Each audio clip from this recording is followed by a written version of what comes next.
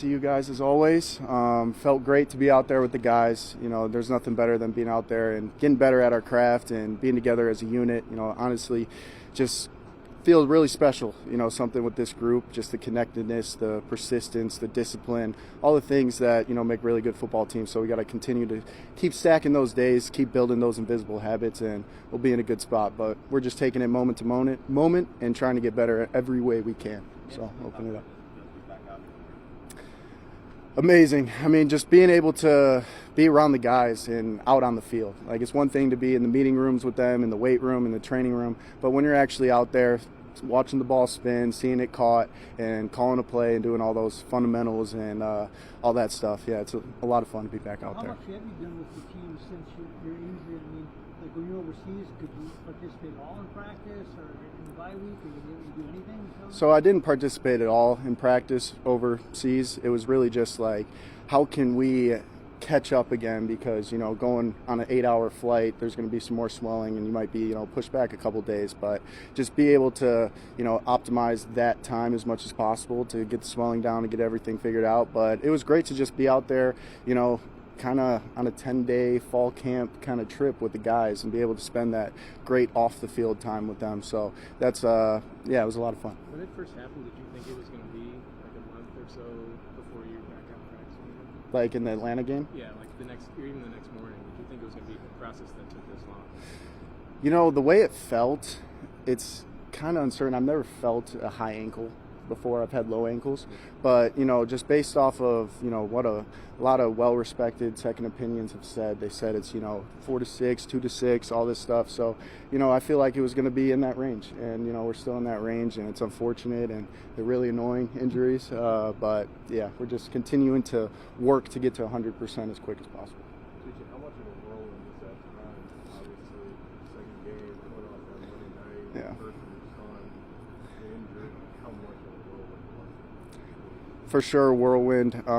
Very unique situation, a lot of firsts, and just being able to have that strong, core family members and teammates and coaches that I could lean on in those moments. It was huge, and hopefully we can plan things out a little bit better next time, and go for baby number 2 in the off season. So yeah.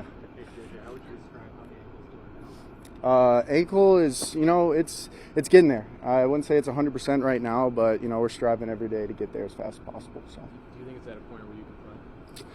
me selfishly, I'm going to play if it was off or not. But we got to be smart here and understand there's a lot of things that go into place, and at the end of the day, I'm just going to do what I'm told and try to get better as fast as possible. So. What did you take away from last week, just the time you got to spend with Kevin and Josh in that setting? It was really awesome because, it was that kind of one-on-one quarterback training type session that you don't really get at this level, and especially with someone like, Coach O'Connell and Coach McCown. It was really, awesome to soak all that in and just get back to, the fundamentals. Everyone in this position and, other positions and other professions, they're always working on perfecting that part of their craft, the fundamentals, the basics. So it was just awesome to, get it back on the field and spin it, but get that wisdom and advice from those guys. Is there anything that you've taken away watching Carson left you, things that you gleaned, or maybe open your eyes about anything? For sure. I would say just, his you could tell by his experience with the anticipation in the windows, with the quickness of when the ball's getting out of his hand, just little things that he does pre-snap that he's been, kind of telling me about. We're reading certain plays, seeing different leverages from certain, secondary defenders, and, just the timing of everything is something that I've been really impressed with and, took a lot from.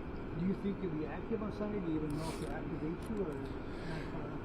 I really don't know. Yeah, at the end of the day, I don't know what I'm having for dinner tonight. So I just try to stay moment by moment, but I trust that they're going to do the best thing possible for this team and, for the longevity of my career. Do you think that your fundamentals had Slipped in. just from the time that you away from things and then got back out last week? Had they slipped, or did you have some things you needed to tighten up? Or It's really hard to say if they slipped just because my ankle isn't 100%. So it's like, you're battling that mental hurdle, you're battling, how inhibited am I to perform this certain movement. So it's really hard to say if it's slipped or not, but it's one of those things where it's just a seesaw for the rest of your career. So it's going to be fine tuning regardless of how well you perform or how well you don't. So.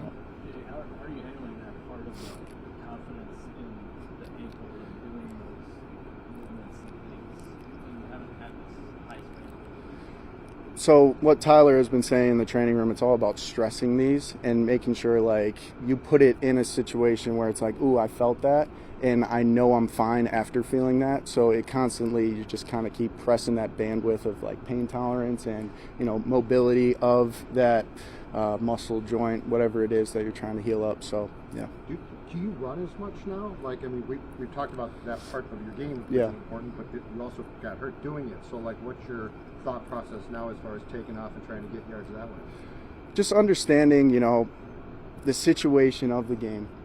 Is it 4th and 1 where I should go run through someone? Or is it, 2nd and 15 and, I'm getting close to the sideline and get out, 3 yards earlier instead of try to get those extra 3 yards. So little decisions when I have the ball in my hand in open space to get down and, protect myself more. That's going to be something I'm definitely going to work on. JJ, when we reflect on the first 2 games, is there anything specific that you learned in game or that you found out in game that maybe you didn't know back in practice or back in training camp? When I was watching? No, just as you reflecting on the way you played the first 2 games. Oh, the first 2 games. Yeah, I would say, it comes down to the fundamentals. Like there's so many instances where, whether it's a 3rd down play or, a screen on 2nd and 10, where it just comes down to us executing the little things and, all 11 being on the same page. So it's just, it's really, everyone wants a complex way of just how is this going to work, but it just comes down to the basics. So we're just really focused on that. Outside playing in games, what's the next best way to prepare for the game? Is it practice time, throwing to receivers? Is it video study? Is it game coach got? What's the next best thing you can do? I would say practice time.